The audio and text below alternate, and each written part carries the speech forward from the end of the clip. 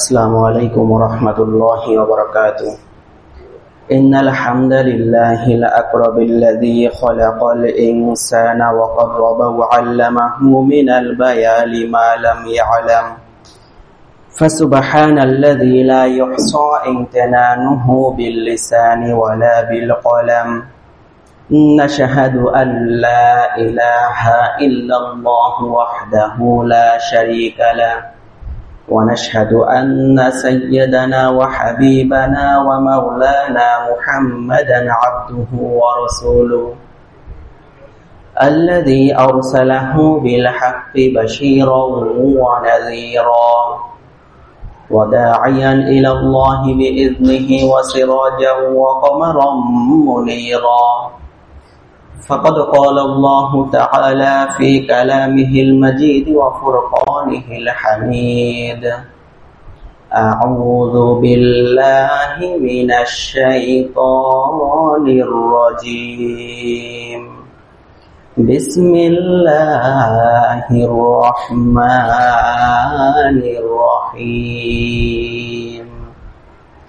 إن الله وملائكته يصلون على النبي يا أيها الذين آمنوا صلوا عليه وسلموا تسليما. اللهم صل على محمد وعلى آل محمد كما صليت على إبراهيم وعلى آل إبراهيم إنك حميد مجيد. اللهم بارك على محمد وعلى آل محمد كما باركت على إبراهيم وعلى آل إبراهيم إنك حميد مجيد. আলহামদুলিল্লাহ, আল্লাহ তাআলার প্রতি লাখো কোটি শুকরিয়া যে আল্লাহ তাআলা আপনাকে আমাকে অত্যন্ত ভালোবেসে তার পবিত্র ঘর মসজিদে আসার এবং বসার তৌফিক দান করেছেন। সেই মহান মুনিবের দরবারে প্রাণ খুলে শুকরিয়া আদায় করি, সকলে বলি আলহামদুলিল্লাহ। অতঃপর লক্ষ কোটি দুরূদ ও সালাম সেই নবীর উপরে যিনি ছিলেন নির্যাতিত নিষ্পেষিত মানবতার একমাত্র বন্ধু, যার সৃষ্টি বিশ্ববাসীর জন্য রহমত স্বরূপ। সেই মহামানবের প্রতি প্রাণ খুলে হৃদয়ের সবটুকুন ভালোবাসা আবেগ উজাড় করে দিয়ে দুরূদ ও সালাম জানাই, সকলে বলি সাল্লাল্লাহু আলাইহি ওয়াসাল্লাম। সম্মানিত মুসাল্লিয়ানে কেরাম, আমরা সূরা ফাতিহার ধারাবাহিক তাফসির শুরু করেছিলাম। এরই ধারাবাহিকতায় আমরা গত জুমায় আলোচনা রেখেছিলাম সূরা ফাতিহার আয়াত সংখ্যা সম্পর্কে। এছাড়া আমরা আলোচনা রেখেছিলাম সূরা ফাতিহার প্রথম 3টা আয়াত যে ব্যক্তি বুঝবে, যে ব্যক্তি অনুধাবন করবে, সে সূরা ফাতিহার 4র্থ আয়াতের ওপর আমল করতে শুরু করবে। অর্থাৎ যে ব্যক্তি সূরা ফাতিহার প্রথম 3টা আয়াত বুঝবে, সে ব্যক্তি কেবলমাত্র আল্লাহর ইবাদত করবে এবং আল্লাহর কাছেই সাহায্য চাইবে। এছাড়া আমরা আলোচনা করেছিলাম সূরা ফাতিহার প্রথম শব্দে আল-হামদু শব্দের শুরুতে যেই আলিফ লাম ব্যবহার করা হয়েছে, ওই আলিফ লাম এর 4টি অর্থ হয়। তার মধ্যকার কোন অর্থটা মুফাসসিরিনে কেরাম গ্রহণ করেছেন সে বিষয়টা আমরা জেনেছিলাম। এছাড়া আমরা আলোচনা করেছিলাম সূরা ফাতিহার প্রথম শব্দ আল-হামদু। এই শব্দটা আল্লাহ তাআলা বিশেষ্য পদ ব্যবহার করেছেন। তিনি চাইলে ক্রিয়াপদ ব্যবহার করতে পারতেন। যদি তিনি ক্রিয়াপদ ব্যবহার করতেন তাহলে 2টা বিষয় নির্দিষ্ট হয়ে যেত। 1 নাম্বার, সময়ের সাথে আল্লাহর প্রশংসা করাটা নির্দিষ্ট হয়ে যেত। সময় বলতে 3টা সময় বোঝায়: অতীতকাল, বর্তমানকাল, ভবিষ্যৎকাল। আর 2 নাম্বার হলো কর্তার সাথে আল্লাহর প্রশংসাটা নির্দিষ্ট হয়ে যেত। যেখানেই ক্রিয়াপদ থাকে সেখানে 2টা জিনিস থাকে, এক হচ্ছে সময় থাকে আর 2 কর্তা থাকে। তো সময় এবং কর্তা এই 2টা জিনিস নির্দিষ্ট হয়ে যেত যদি ক্রিয়াপদ ব্যবহার করত। যখন ওই সময়টা অতিক্রম হয়ে যেত তখন আল্লাহর প্রশংসাটাও এখানে শেষ হয়ে যেত। যখন ওই কর্তা একজনের ওপর হোক বা একাধিক মানুষের ওপর আল্লাহ তাআলা যদি প্রশংসার বিষয়টা নাজিল করতেন, তাহলে ওই কর্তা যতদিন থাকতো পৃথিবীতে ততদিন আল্লাহর প্রশংসা থাকতো।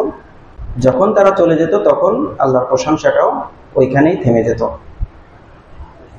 কিন্তু আল্লাহ তাআলা ক্রিয়াপদ ব্যবহার করলেন না, আল্লাহ ব্যবহার করলেন বিশেষ্য পদ বা নামবাচক শব্দ, যার মাধ্যমে সময়ের সাথেও প্রশংসা নির্দিষ্ট থাকলো না এবং কর্তার সাথেও আল্লাহর প্রশংসাটা নির্দিষ্ট থাকলো না।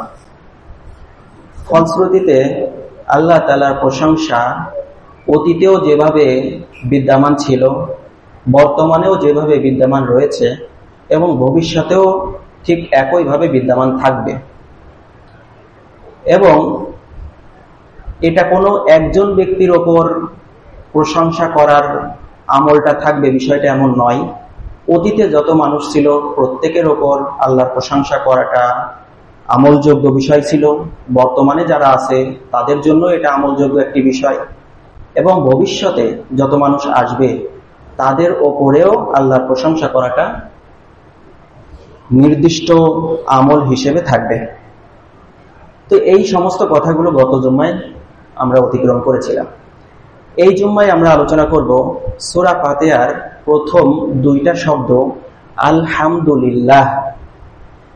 তো আল্লাহ তাআলা যখন ব্যবহার করলেন আলহামদুলিল্লাহ, যার অর্থ আসে সমস্ত প্রশংসা এবং কৃতজ্ঞতা আল্লাহর জন্য, কিন্তু আল্লাহ তাআলা এইখানে ইন্নাল হামদালিল্লাহ শুধু একটা ইন্না শব্দ শুরুতে যদি যুক্ত করে দিতেন তাহলে অর্থ আসতো নিশ্চয়ই সমস্ত প্রশংসা এবং কৃতজ্ঞতা আল্লাহর জন্য। আল্লাহ আয়াতে যেভাবে বলছেন তার অর্থ আসে সমস্ত প্রশংসা আল্লাহর জন্য, কিন্তু যদি একটা ইন্না শব্দ শুরুতে যুক্ত করে দিত তখন অর্থ আসতো নিশ্চয়ই সমস্ত প্রশংসা এবং কৃতজ্ঞতা আল্লাহর জন্য। তো ইন্না যুক্ত করার পরে যে অর্থটা আসে ওই অর্থটা তো আরো বেশি শক্তিশালী মনে হয় বাহ্যিকভাবে, তাই না? কিন্তু এই শক্তিশালী শব্দ যুক্ত না করে এই শব্দটাকে আল্লাহ তাআলা ব্যবহার করলেন না করে আল্লাহ তাআলা আলহামদুলিল্লাহ ব্যবহার করলেন। এর দ্বারা কি সৌন্দর্য লুকিয়ে আছে। আর ইন্নাল হামদালিল্লাহ এটা ব্যবহার করলে কোন সৌন্দর্যটা আমরা পেতাম না। তো এই বিষয়টা আমরা এখন জানার চেষ্টা করব। খুব লক্ষ্য করবেন, তাহলে ইনশাল্লাহ বিষয়টা বুঝতে পারবেন। যেহেতু কোরআনের ব্যাখ্যা বোঝার চেষ্টা করতেছি আমরা, সেহেতু এর জন্য আমাদের মনোযোগটা একটু বেশি দেওয়া প্রয়োজন। আর আমরা একটু চেষ্টা করতেছি একটু গভীরে যাওয়ার, সামান্য গভীরে যাওয়ার চেষ্টা করতেছি, যাতে করে আমরা বেশ কিছু গুরুত্বপূর্ণ বিষয়গুলো জানতে পারি। ভাষা বিষয় জানলে কোরআনের সেই মজাটা পাওয়া যায় না, যে মজাটা আসলে কোরআনের ভিতর আল্লাহ তাআলা আমাদেরকে দিতে চাচ্ছেন।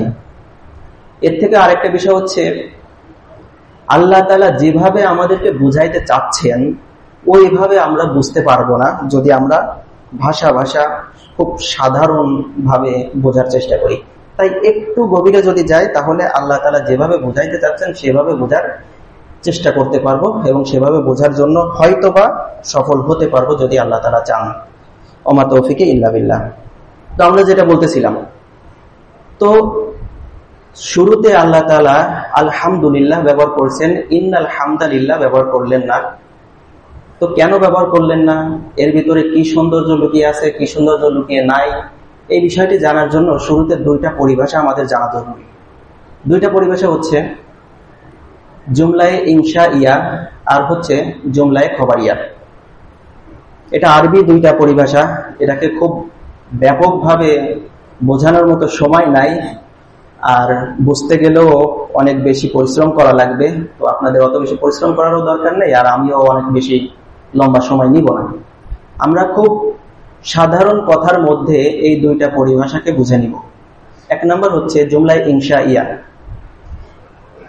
এর দ্বারা বোঝাই হচ্ছে কোনো আবেগ বা অনুভূতি প্রকাশক বাক্য বা কথা।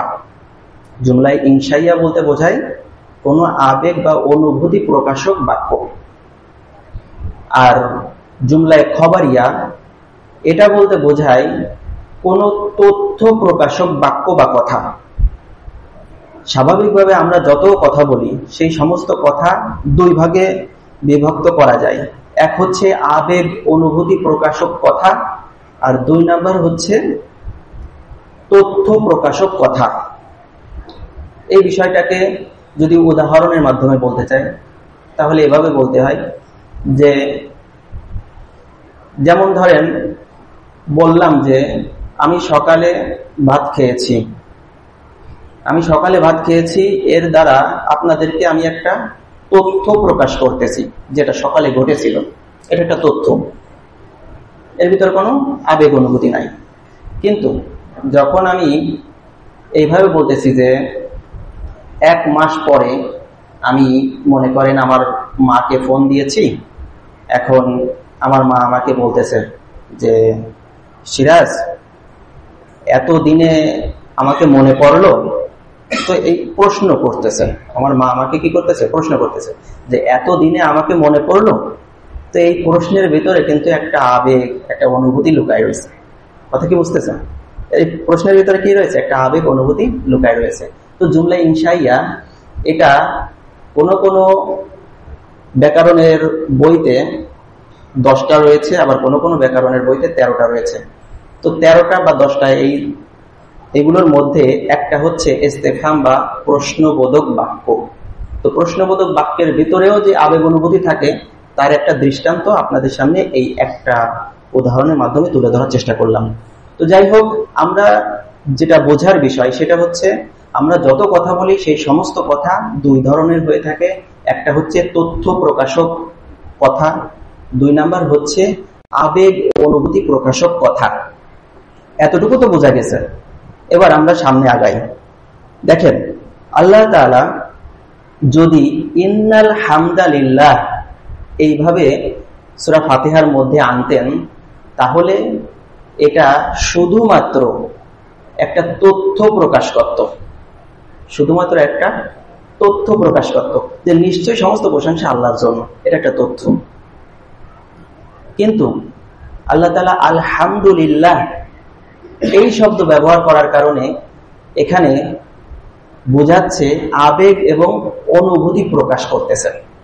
শুধু তাই নয়, আপনি যদি তাফসিরে জালালাইন খোলেন তাহলে সেখানে খুব স্পষ্টভাবে সূরা কাহাফের প্রথম যে 2টা শব্দ আলহামদুলিল্লাহ, প্রথম 2টা শব্দ, ওই 2টা শব্দের ব্যাখ্যায় এভাবে লিখছে যে এখানে জুমলায় ইনশাইয়া এবং জুমলায় খবরিয়া উভয়টাই হতে পারে। এবং যিনি লিখছেন তাফসিরে জালালাইন তিনিও ঠিক এই কথাই বলছেন যে উভয়টা নেওয়াটাই বেশি মুনাসেব বা বেশি গ্রহণযোগ্য। তিনি উভয় অর্থ নিয়েছেন। তো দেখেন, যদি আবেগ প্রকাশ করা হয় তাহলেই এইখানকার যে অর্থ, এই অর্থটা পরিপূর্ণভাবে প্রকাশ পায়। যেমন মনে করেন আপনি ঘরের ভিতর একা আছেন, এখন আপনার আজকের দিনে রেজাল্ট দেওয়ার কথা ছিল, আপনি এসএসসি রেজাল্ট দিয়েছে আজকে, আপনি ফোনে দেখলেন যে আপনি A+ পাইছেন। A+ পাওয়ার সাথে সাথে কি হচ্ছে, আপনার ভিতরে কিন্তু একটা খুশি কাজ করতেছে, আপনার ভিতরে একটা আনন্দের অনুভূতি সৃষ্টি হয়েছে। তো এই অনুভূতি সৃষ্টি যখন হয় তখন ইসলামী শরিয়াত আমাদেরকে কি বলে, আলহামদুলিল্লাহ বলেন, তাই না? আমরা আলহামদুলিল্লাহ মুখ দিয়ে বলতেছি। তো এই আলহামদুলিল্লাহ বলার দ্বারা আমরা কি প্রকাশ করতেছি আল্লাহর কাছে, আমাদের খুশির অনুভূতি প্রকাশ করতেছি। কথা বুঝতেছেন? এখানে কিন্তু আমরা কোনো তথ্য প্রকাশ করতেছি না, আমরা এখানে আমাদের অনুভূতি প্রকাশ করতেছি।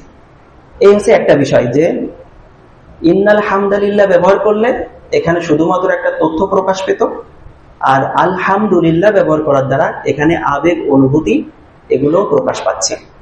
এটা একটা সৌন্দর্য। এখানে আরেকটু গভীরে গেলে সৌন্দর্য আরেকটা লক্ষ্য করতে পারবো আমরা। সেটা হচ্ছে, আপনারা যখন দেখে থাকেন যে আমি যখন শুরুতে খুতবা দিয়েছিলাম, সেখানে আমি বলেছিলাম কি ইন্নাল হামদালিল্লাহ, এভাবে বলেছিলাম। তো যখন কোনো ওয়াইজ বা বক্তা তিনি খুতবা দেন, তখন তিনি মূলত তার সামনে যত মুসাল্লি থাকে তাদেরকে উদ্দেশ্য করে তার কথা হয়। তার যত কথা সব আপনাদেরকে উদ্দেশ্য করে। এই যে আমি আপনাদেরকে যত কথা বলতেছি সব তো আপনাদেরকে উদ্দেশ্য করে বলতেছি, তাই না? তো যখন শ্রোতারা সামনে উপস্থিত এবং শ্রোতারা হচ্ছে মানুষ, তখন ইন্নাল হামদালিল্লাহ ব্যবহার হয়। কথা বুঝতেছেন? তো আমি যখন আপনাদেরকে কোনো একটা কথা বলবো, তখন সেই কথাটা আপনি তথ্য হিসেবেই বুঝতে পারবেন, কিন্তু আমার মনের যে আবেগ অনুভূতি আছে এটা সম্পূর্ণভাবে আপনারা বুঝতে পারবেন না। এটা কোনোদিনও সম্ভব না। আমার মনের ভিতর যে আবেগ অনুভূতি কাজ করতেছে যে কোনো একটা বিষয়ের উপরে, তো সেই আবেগ অনুভূতির সম্পূর্ণটা আপনারা বোঝার ক্ষমতা নাই। আল্লাহ তাআলা এই ক্ষমতা কোনো মানুষকে দেয় নাই। যে কারণে আমরা যখন মানুষে কথা বলি, তখন আমরা ইন্নাল হামদালিল্লাহ ব্যবহার করি। তখন আমরা মূলত তথ্য প্রকাশ করতেছি, একে অপরের মাঝে তথ্য প্রকাশ করতেছি। কিন্তু যখন আমরা আল্লাহর সাথে কথা বলি, তখন আল্লাহ তাআলা তো শুধুমাত্র আমাদের তথ্য বুঝতে পারে, বিষয়টা তো এমন না। আল্লাহ তাআলা তো আমাদের আবেগ অনুভূতিও বুঝতে পারে। আমাদের অন্তরের ভিতরে যে অনুভূতিটা কাজ করতেছে, খুশির অনুভূতি হোক, কষ্টের অনুভূতি হোক, যে অনুভূতি কাজ করুক না কেন, সেই সব কিছুই তো আল্লাহ তাআলা জানে এবং বোঝে, তাই না? যেহেতু আল্লাহ তাআলা আমাদের আবেগ অনুভূতির কথাটাও বোঝেন, সেহেতু এইখানে আলহামদুলিল্লাহ শব্দ ব্যবহার করার দ্বারা এখানে এটাই প্রকাশ পাচ্ছে যে আল্লাহ তাআলা আমাদের আবেগ অনুভূতি সমস্ত কিছুই বোঝেন। যদি এটা ব্যবহার না করতো, তাহলে কিন্তু যারা কোরআনের বিরোধিতা করে তারা খুব সহজেই কোরআনের ভুল ধরে বসতো, যে আপনারা তো আলহামদুলিল্লাহ বলেন আল্লাহকে উদ্দেশ্য করে, তো আল্লাহকে উদ্দেশ্য করে যখন আলহামদুলিল্লাহ বলেন, তখন ইন্নাল হামদালিল্লাহ যখন বলবেন তখন তো শুধুমাত্র তথ্যই প্রকাশ করে। আর আল্লাহ তাআলা কি শুধু তথ্য বোঝে? আল্লাহ তাআলা তো আবেগ অনুভূতিও বোঝে। তাহলে আপনারা আলহামদুলিল্লাহ বলতে পারতেন, আল্লাহ তাআলা তো কোরআনের আয়াতে আলহামদুলিল্লাহ নাযিল করতে পারত। এইভাবে করে কিন্তু যারা কোরআনের ভুল ধরতে চায় তারা ভুল ধরার একটা সুযোগ পেত। কিন্তু আল্লাহ তাআলা এমন একটা শব্দ ব্যবহার করলেন যে শব্দের দ্বারা কোনোভাবেই ভুল ধরা সম্ভব না। কথা কি বুঝে আসতেছে? খুব লক্ষ্য করেন, কথাগুলো খুব সিরিয়াস কথা আর খুব গুরুত্বপূর্ণ কথা। তো দেখেন, যখন আল্লাহ তাআলা আমাদের আবেগ অনুভূতির কথা বোঝেন এবং তা আংশিক বোঝেন, বিষয়টা এমন নয়, বরং আল্লাহ তাআলা সম্পূর্ণটাই বোঝেন, তখন ওই আল্লাহর কাছেই আমরা সাহায্য চাইব। এটাই হলো বুদ্ধিমানের কাজ। যেমন আমরা যদি দুনিয়ায় কোনো একটা উদাহরণ হিসেবে পেশ করি, যে আমরা যখন কোনো একজন মানুষের কাছে কোনো কিছু পাওয়ার আশা করি, তখন মূলত এই আশাটা তখনই তৈরি হয় যখন আমার সামনের মানুষটা, যার কাছে আমি কোনো কিছু পাওয়ার আশা রাখি, সেই মানুষটা আমার কথাটা বোঝার সক্ষমতা রাখে। তখনই আমরা তার কাছে থেকে কিছু পাওয়ার আশা করি। কিন্তু যে ব্যক্তি আমার প্রয়োজনটা বোঝেই না, তার কাছে কিন্তু আমরা কোনো কিছু পাওয়ার আশা রাখি না। বুঝতে পারতেছেন? যেমন ধরেন, আপনি আমি স্বাভাবিকভাবে যখন ক্ষুধা লাগে, তখন আমরা কোনো গরু ছাগলের কাছে বলি না যে এ গরু তুমি আমাকে কিছু খাবার দাও। আমরা বলি কার কাছে? মায়ের কাছে বলি, বাপের কাছে বলি। কেন বলি? কারণ বাপ মা আমাদেরকে খাবার দিবে এই আশা আমরা রাখি। আর এই আশা কেন রাখি? কারণ হচ্ছে বাপ মা তারা আমার এই কথাটা বুঝবে যে আমার ক্ষুধা লাগছে, এটা বাপ মা বুঝবে, গরু ছাগল বুঝবে না। এই কারণে আমরা গরু ছাগলের কাছে খাবার চাইও না এবং এই আশাও রাখি না যে গরু ছাগল আমাদেরকে খাবার দিবে। কথা কি বুঝতে পারছেন? আর যদি কেউ গরু ছাগলের কাছে খাবার চাই, তাহলে বুঝতে হবে তার বুদ্ধির ঘাটতি আছে, তাই না? তো ঠিক একইভাবে যে ব্যক্তি এটা বুঝে গেছে, আলহামদুলিল্লাহ এই শব্দের ভিতরে আল্লাহ তাআলা যেটা বোঝাতে চাচ্ছেন, এত সময় ধরে যে আলোচনা করলাম, যে ব্যক্তি এটা বুঝে গেছে যে আল্লাহ তাআলা আমাদের অন্তরের প্রত্যেকটা আবেগ অনুভূতি সম্পূর্ণভাবে বোঝে, যে ব্যক্তি এটা বুঝে গেছে সে ব্যক্তি তো একমাত্র আল্লাহর কাছেই চাইবে, আর কারো কাছে তো চাবে না, তাই না? তার কারণ আল্লাহ তাআলা আমাদের আবেগ অনুভূতি সবটাই বোঝে। যেহেতু সবটাই বোঝে, সেহেতু আল্লাহ তাআলা আমাদেরকে আমাদের প্রয়োজন দিবে এই আশাটাও আমরা রাখতে পারি, যার একটি যৌক্তিক দৃষ্টান্ত আপনাদেরকে কিছু সময় আগে দিলাম। তো দেখেন, আমরা যে কথা বলতেছিলাম যে আল্লাহ তাআলা যেহেতু আমাদের আবেগ অনুভূতির সম্পূর্ণটাই বোঝে, সেহেতু আমরা আল্লাহর কাছেই নিজেদের চাওয়া পাওয়াগুলো রাখবো, নিজেদের যত চাওয়া পাওয়া আছে সবকিছু আল্লাহর কাছেই চাইবো। আমরা ওই যে শুরুতে বলেছিলাম, যে ব্যক্তি সূরা ফাতিহার প্রথম 3টা আয়াত বুঝবে, সে ব্যক্তি 4 নম্বর আয়াতের উপর আমল করবে। 4 নম্বর আয়াতে কি ছিল? আমরা একমাত্র আল্লাহরই ইবাদত করি, আল্লাহরই কাছে সাহায্য চাই, আল্লাহর কাছেই সাহায্য চাই। আলহামদুলিল্লাহ সম্পর্কে আমরা যে আলোচনা এত সময় করলাম, এটা যে ব্যক্তি বুঝে গেছে, সে যদি বুদ্ধিমান হয়ে থাকে, সে অবশ্যই আল্লাহর কাছে সাহায্য চাইতে শুরু করবে। আর এরই মাধ্যমেই তো আমরা 4র্থ আয়াতের উপর আমল করতে শুরু করব। কথা বুঝতে পারতেছেন? একটু সূক্ষ্ম বিষয়, যেহেতু কোরআনের তাফসীর, সেহেতু একটু সূক্ষ্মভাবেই বুঝতে হবে। তো দেখেন, যে সমস্ত পুরুষেরা সংসার চালায়, তাদের আবেগ অনুভূতি আমরা অনেকেই বুঝি না, কিন্তু আল্লাহ তাআলা বোঝেন। তো দেখেন, এই কথাটা যতটুকু কথা বললাম, এই কথার একটু প্রভাবটা যাতে আমাদের ভিতরে আসে, এই জন্য কিছু কথা বলি। এখন লক্ষ্য করেন, আমরা যখন সন্তানেরা, এই ধরেন ক্লাস 10-এ পড়ি, এখন বছরের শেষ, আমাদের স্কুল থেকে বনভোজনে যাবে বা পিকনিকে যাবে। পিকনিকে যাওয়ার জন্য স্কুল থেকে 1500 টাকা নির্ধারণ করা হয়েছে। এখন আমাদের বাবা তিনি খাচ্ছেন, খাওয়ার সময়টাতে আমরা গিয়ে নিজেদের বাবার কাছে বলতেছি যে আব্বু, আমরা তো হাই স্কুল ত্যাগ করতেছি, এখন সেখানে বছরের শেষে আমাদের সকলকে নিয়ে পিকনিকে যাচ্ছে, পিকনিকে যাওয়ার জন্য 1500 টাকা লাগবে। তো 1500 টাকা আমাকে যদি দিতেন তাহলে আমি পিকনিকে যেতে পারতাম। এই কথা একজন বাবা ভাত খাচ্ছে তখন শুনতেছে, শোনার পর কিছু সময় চুপ করে আছে। তো আমরা সন্তানেরা ভাবি যে কি ব্যাপার, বাবা চুপ আছে কেন? বলতে তো পারে, ঠিক আছে অমুক জায়গা থেকে নিয়ে নাও, কিংবা মার কাছ থেকে নিয়ে নিও, কিংবা আমি একটু পরে দিচ্ছি, কিছু তো একটা বলবে, চুপ করে আছে কেন? আমরা সন্তানেরা এগুলো বুঝি না যে ওই সময় কি চলে। ওই সময় যতটুকু সময় চুপ থাকে, অশিক্ষিত বাবা তিনি ওই সময়টার মধ্যে যতটুকু হিসাব নিকাশ করে, ওই হিসাব নিকাশ আমরা এসএসসি পাস করা ছাত্ররাও করতে পারবো না। অত অল্প সময় এত বিস্তারিত হিসাব বাবারা ওই সময় হিসাব করে যে এক মাসে আমার আয় হয় 20,000 টাকা, 20,000 টাকার ভিতরে 10,000 টাকা চলে যাবে সংসারের বাজার করার খরচে, 5,000 টাকা চলে যাবে ঔষধ কেনার খরচে, এরপরে 2,000 টাকা চলে যাবে কারেন্ট বিলে, 2,000 টাকা, এরপরে 1,500 টাকা চলে যাবে আপনার এই গ্যাস বিলে। তাহলে মোট কত টাকা হলো? হিসাব করে ফেলায় বাবারা, কিন্তু অল্প সময়ের ভিতরে হিসাব করে ফেলায়।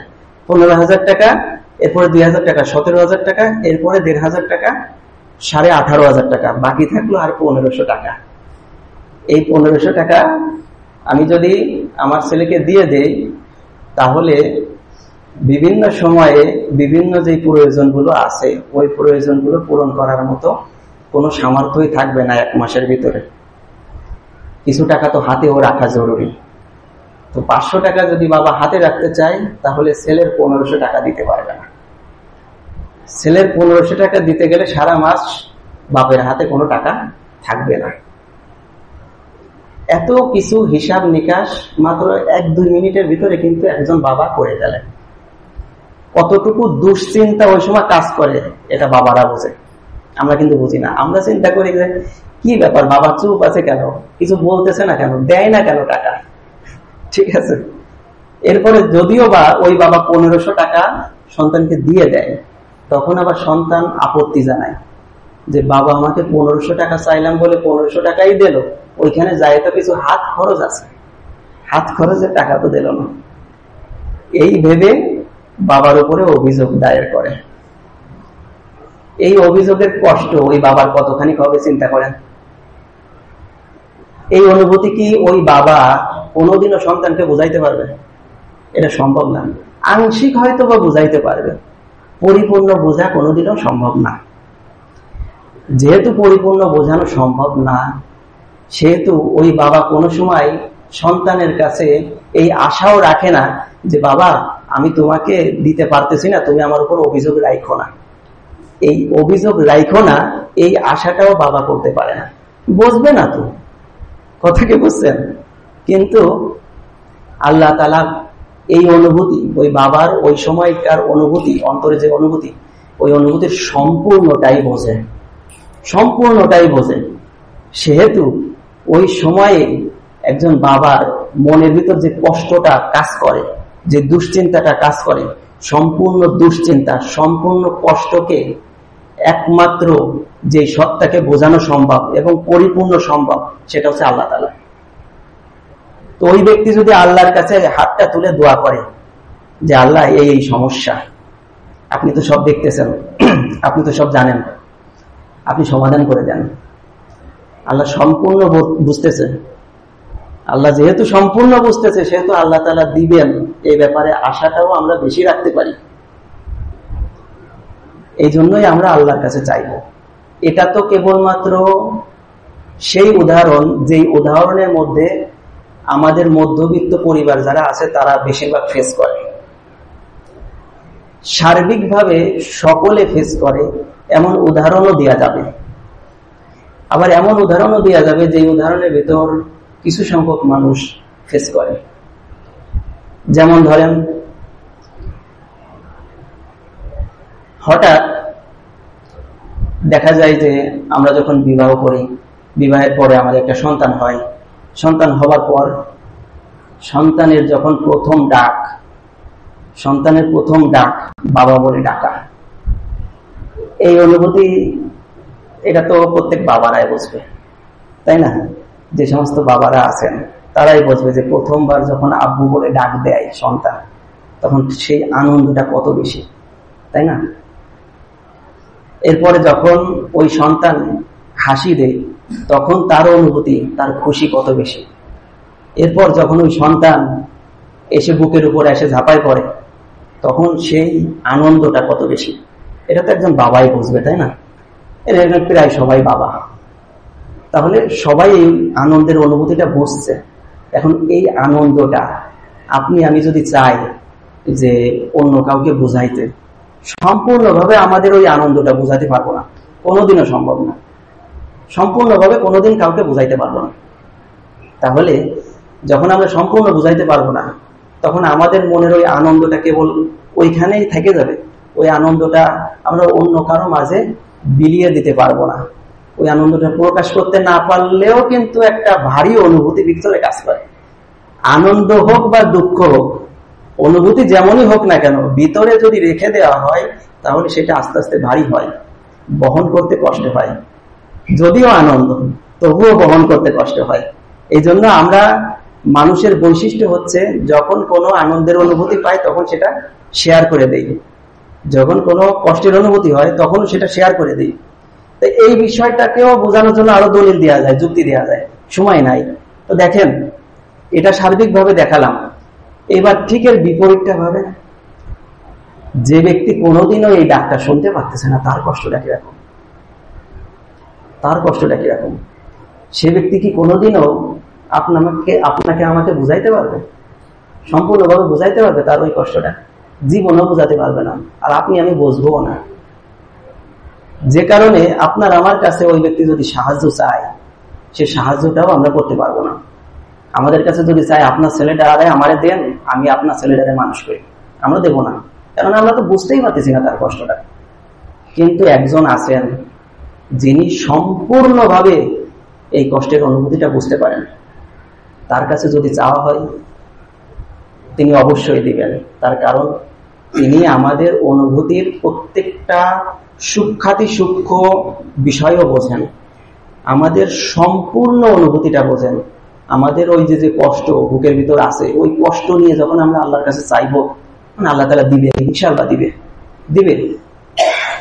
আর যদি না দেয়, এটা একটা প্রশ্ন, যদি না দেয় তার ভেতরেও সৌন্দর্য রয়েছে। তার ভিতরে সৌন্দর্যটা কি?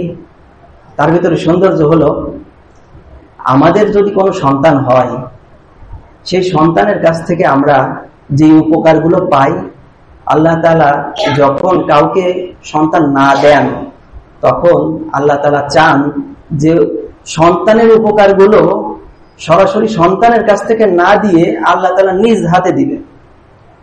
কথাটা বুঝতে পারতেছেন? আল্লাহ তাআলা যখন কাউকে কোনো সন্তান দেয় না, তখন আল্লাহ তাআলা ওই সন্তানের কাছ থেকে বাবা মায়ের যে উপকারটা দেওয়ার কথা ছিল, সেই উপকারটা সরাসরি সন্তানের হাত থেকে না দিয়ে আল্লাহর হাত থেকে পৌঁছাতে চায়। তো সন্তানের হাত থেকে যদি না পেয়ে সরাসরি আল্লাহর হাত থেকে পাই, এর থেকে আনন্দের বিষয় আর কি হইতে পারে? আর এর থেকে বড় সৌন্দর্য আর কি হইতে পারে? এজন্য যদি না পাই, এই কথাটা আমরা আল্লাহর শানে আনবো না। ঠিক আছে তো? ইনশাআল্লাহ আল্লাহ যেটাই করে অবশ্যই ভালোর জন্য করে। আল্লাহ যা করে আল্লাহর জ্ঞান অনুসারে করে। আমাদের জ্ঞান তো সর্বোচ্চ এই দুনিয়া কিংবা এই যে গ্রামে আছি, এই গ্রাম পর্যন্ত, কিংবা বড় জোর ধরলাম পুরা বিশ্ব ব্রহ্মাণ্ড যা কিছু আছে, নক্ষত্র নক্ষত্র সবকিছু আমাদের জ্ঞানে আছে। তো ওই জ্ঞান দিয়ে আমরা একটা জিনিস কল্যাণ মনে করতেছি। কিন্তু আল্লাহ তাআলার জ্ঞান কি শুধুমাত্র এই প্রথম আসমান পর্যন্ত? আল্লাহ তাআলার জ্ঞান তো 7 আসমান পর্যন্ত, এমনকি 7 আসমানের পরে যা আছে তাও পর্যন্ত, এমনকি অতীতে যা কিছু হয়েছে সমস্ত কিছুর জ্ঞান রাখে আল্লাহ। আল্লাহ সামনে যা হবে তারও জ্ঞান রাখে। সুতরাং আল্লাহর জ্ঞান অনুসারে আল্লাহ যেটাকে কল্যাণ মনে করবে সেটা হচ্ছে সর্বোচ্চ কল্যাণ। আর আমাদের এই স্বল্প জ্ঞানে যেটাকে কল্যাণ মনে করি, ওটা আসলে কল্যাণ না। কথা কি বুঝে আসছে? ইনশাআল্লাহ। তাহলে আমরা সূরা ফাতিহার আলহামদুলিল্লাহ শব্দের যে তাফসীর বা ব্যাখ্যা শুনলাম, সেখান থেকে আমরা বুঝতে পারলাম আল্লাহ তাআলা আমাদের অন্তরের প্রতিটা অনুভূতি সম্পর্কে জানেন এবং সম্পূর্ণভাবে বোঝেন। যেহেতু আল্লাহ তাআলা আমাদের অনুভূতির পরিপূর্ণ অংশটা বোঝেন, সেহেতু আমরা আল্লাহর কাছেই নিজের সমস্ত চাওয়াগুলোকে পেশ করব, যেমনি ভাবে পেশ করেছিলেন হযরত ইয়াকুব আলাইহিস সালাম। ইয়াকুব আলাইহিস সালাম তার প্রথম সন্তান ইউসুফ আলাইহিস সালামকে হারাইছিলেন, যে কোনো কারণে, ঘটনা বড় বলার সময় নাই। এরপরে বনিয়ামিনকে হারালেন। 2 সন্তান খুবই আদরের সন্তান, 2টা সন্তান খুবই আদরের, 2টা সন্তানকে হারিয়ে তিনি যে দুঃখে পতিত হলেন, সেই দুঃখ সরাসরি কার কাছে পেশ করলেন? আল্লাহর কাছে। কোরআন শরীফে আয়াত আছে, ইন্নামা আশকু বাসি ওয়া হুজনি ইলাল্লাহ, নিশ্চয় আমি আমার সমস্ত দুঃখ কষ্ট আল্লাহর কাছে নিবেদন করতেছি, আল্লাহর কাছে বলতেছি। তার কারণ কি? আল্লাহ তাআলা আমাদের ওই কষ্টের সম্পূর্ণ অনুভূতিটাই বোঝেন, যে কারণে আল্লাহর কাছে বললে সমাধানটা আল্লাহর কাছ থেকেই পাবো। যে ব্যক্তি বুদ্ধিমান সে তার সমস্ত অনুভূতি আল্লাহর কাছে ব্যক্ত করে। তো আল্লাহর কাছে ব্যক্ত করার একটি ছোট্ট শব্দ সূরা ফাতিহার মধ্যে আল্লাহ তাআলা উল্লেখ করেছেন, সেটা হচ্ছে আলহামদুলিল্লাহ। আপনি যদি হাদিস পড়েন, হাদিসের মধ্যে নবী বলছেন যে সব থেকে উত্তম দোয়া হচ্ছে আলহামদুলিল্লাহ বলা। আপনি যদি আলহামদুলিল্লাহ বলেন, তাহলে আপনার কোনো কিছু চাওয়া লাগবে না। আল্লাহ তাআলা জানে যে আপনার কোন সময় কোন জিনিস প্রয়োজন, যখন যে জিনিস প্রয়োজন তখন সেই জিনিসটা আপনাকে দিয়ে দিবে। সুতরাং অনেক বেশি করে ভাষা ব্যবহার করে যে আমাকে অমুক দেন, তমুক দেন, এইটা দেন, সেইটা দেন, এত কিছু বলার দরকার নেই। আলহামদুলিল্লাহ, ছোট্ট শব্দ আলহামদুলিল্লাহ, এতটুকুই বলেন, চলতে ফিরতে একটু বলেন, দেখেন আল্লাহ তাআলা আপনার সমস্ত প্রয়োজন পূরণ করে দিবেন ইনশাআল্লাহ। চলতে ফিরতে বলেন, এজন্য তার ওযু গোসল থাকা লাগে না। আপনার ওযু না থাকলে আলহামদুলিল্লাহ বলতে পারবেন না, বিষয়টা তো এমন না। আপনার ওযু না থাকলেও আলহামদুলিল্লাহ বলতে পারবেন। আপনি খাবার খাচ্ছেন, খাবার খাওয়া শেষে আলহামদুলিল্লাহ বলতে হয়, বলেন আচ্ছা, খাবার খাওয়া বাদ দেন, আপনি যখন বাগানে কোনো একটা কাজ করতেছেন, কাজ করার মধ্যে একটু আলহামদুলিল্লাহ বলেন। আপনি এখান থেকে মসজিদ থেকে যখন যাবেন একটু আলহামদুলিল্লাহ বলেন 2 একবার। এটাই সব থেকে বড় দোয়া। এটা আল্লাহ তাআলা সূরা ফাতিহার মধ্যে আমাদের সুন্দরভাবে শেখায় দিচ্ছেন। তো যেহেতু আল্লাহ তাআলা আমাদেরকে এত সুন্দর একটা নিয়ামত দিয়েছেন, আলহামদুলিল্লাহ শব্দের মধ্যে আমাদের সমস্ত দোয়া কবুল হওয়ার মাধ্যম রয়েছে। শুধু তাই নয়, আল্লাহ তাআলা এই আলহামদুলিল্লাহ শব্দের মধ্যে এটা বোঝাচ্ছেন যে আল্লাহ তাআলা আমাদের সমস্ত আবেগ অনুভূতি বোঝেন। সেহেতু আমরা আল্লাহর কাছে সমস্ত কিছু চাইবো। আর আল্লাহর কাছে কোনো কিছু চাওয়ার জন্য আল্লাহকে একটু খুশি করা লাগে। কারো কাছ থেকে কোনো কিছু যদি পাইতে হয়, তাকে একটু খুশি করা লাগে। খুশি না করলে তো আর দিতে চাইবে না, তাই না? স্বাভাবিকভাবে আল্লাহ তাআলা খুশি না হলেও দিবে। আল্লাহ তাআলা সবসময় আমাদেরকে দিচ্ছেন। এই যে আল্লাহ যদি খুশি না হলে, আল্লাহকে খুশি না করলে, যদি আল্লাহ তাআলা আমাদেরকে কিছু না দিত, তাহলে আমরা তো অনেকেই ফজরের নামাজ পড়ি নাই। ফজরের নামাজ না পড়লে আল্লাহকে খুশি হয় আমাকে উপর? খুশি তো হয় না। তারপরেও তো আল্লাহ তাআলা আপনাকে আমাকে শ্বাস নেওয়ার জন্য অক্সিজেন দিচ্ছেন, আল্লাহ তাআলা দিচ্ছেন। তো এমন না যে আল্লাহ তাআলা খুশি না হলে বা আল্লাহকে খুশি না করলে আল্লাহ তাআলা কিছু দিবে না। তবে নিজাম আছে, একটা নিয়ম আছে। তো নিয়ম হলো আল্লাহকে খুশি করা, এরপরে আল্লাহর কাছ থেকে কিছু চাওয়া। তো আল্লাহকে খুশি করার জন্য আল্লাহর ইবাদত বন্দেগী করতে হবে, আল্লাহর ইবাদত বন্দেগী করতে হবে, এরপরে আল্লাহকে খুশি করতে হবে, এরপরে আল্লাহর কাছে কিছু চাইতে হবে। আল্লাহর কাছে কেন চাইবো? তার কারণ আল্লাহ তাআলা আমাদের সমস্ত প্রয়োজন এবং সমস্ত অনুভূতিগুলো বোঝেন। এজন্যই আমরা আল্লাহর কাছে চাইবো।